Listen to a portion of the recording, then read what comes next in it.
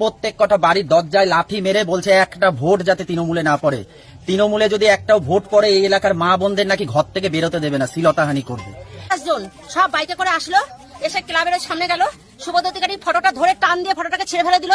অবান্ত গালাগালি, ওকে মা বাপ তুলে যা তা গালাগালি বাবুয়াকে।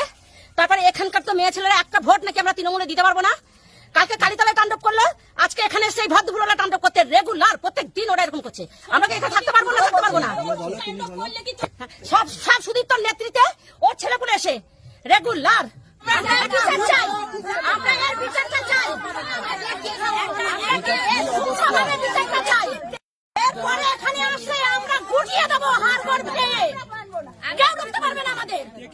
এটা আমাদের কাছড়াপাড়া 21 নম্বর ওয়ার্ড শরৎপল্লী অঞ্চল। আমরা এখানে বিধায়ক সুবোধ অধিকারীর নেতৃত্বে 2019 সালের পর থেকে বেশ শান্তভাবে এই এলাকায় বসবাস করছি।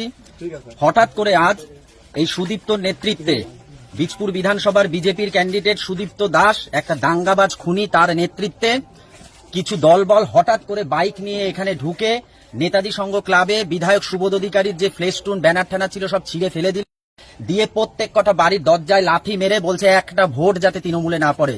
তৃণমূলে যদি একটাও ভোট পড়ে এই এলাকার মা বোনদের নাকি ঘর থেকে বেরোতে দেবে না, শ্লীলতাহানি করবে। এই পরিস্থিতি এই এলাকায় দাঁড়িয়েছে।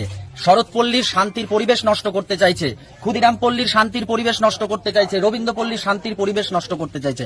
আমরা কিন্তু কোনো মার দাঙ্গাতে যাব না, কোনো অশান্তিতে যাব না। আমাদের নেত্রী শিখিয়েছে মানুষের পাশে থেকে কাজ করো, মানুষ আমাদের এমনিতেই ভোট দেবে। আমরা এদের জবাবটা গণতান্ত্রিক মাধ্যমে দেব। 29 এপ্রিল 5 নম্বর বোতাম টিপে ঘাসের ওপর জোড়া ফুল চিহ্নে ভোট দিয়ে সুবোধ অধিকারীকে বিপুল ভোটে জয়লাভ করি আমরা গণতান্ত্রিক ভাবে। এটা আর পুলিশ প্রশাসন এসেছে, এসে বলেছে আপনারা থাকেন, আপনাদের পাশে আমরা আছি।